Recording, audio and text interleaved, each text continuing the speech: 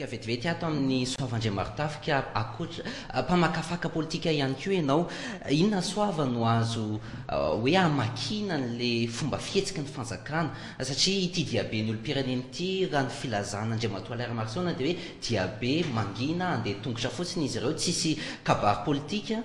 ny fanjakana tetsy andaniny nametraka avy hatrany mpitandro ny filaminana ary avy hatrany dia nisambotra ahoana ny fomba amakina anazy ity amin'ny resaka famakina politika. Ny fomba fahitako azy firenena am-bahoaka dia tsotra. Ny fahadisoana rehetra izay vita ny mpitondra ny fandimby teto amin'ity tany sy firenena ity dia sady tohizany ny ankehitriny no amafisiny. Andray ohatra, ny 12 ny volana May 2017 ankatoko ny 17 ny volana May napopoaka ny tabataba 2017 nanao teny tsiambana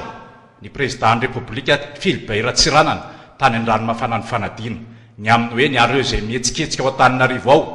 petrahanareo fa izay mihetsika eo tsakitsaky maty 100,000 zay voambolan'izay nividiny sy navotona ny fitonana pisodie lafo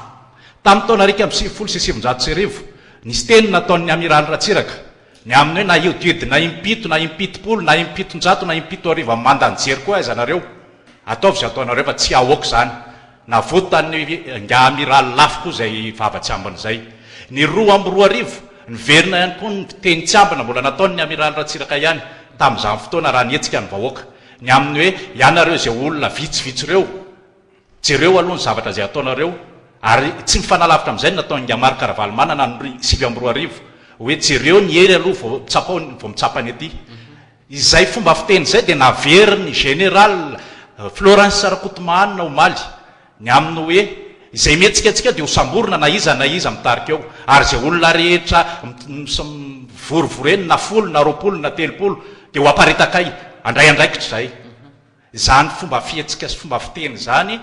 dia mampatsiahy an'ireo fanohitra ny fijoroan'ny vahoaka nanilika ny herim-pamoretana sy ny endriky ny fangejana teto amin'ity tany sy firenena ity ka tsy fantatro na voamaly niteraka mpitondra fanjakana tamin'izany fanaovana politika zany na voamaly niatrika an'izany hoe asan'ny mahazandary zany ny général Florence Rakotomana ka tsy mahafantatra fa nisy zavatra efa niainan'ity vahoaka malagasy ity teto amin'ity firenena ity izay navota mpitondra fanjakana lafo ka za tsy maniry loza fa raha izao fomba fihetsika izao raha izao fomba mampanao zao dia manahy fa tsy ho ela ihany koa ny an'ny fitondrana hery Rajaonarimampianina amin'ny maha olom-pirenena sy mpamakafaka politika ihany ho tenenako an'izany tsy mahamenatra ary tsy mampatahotra any iteny an'izany.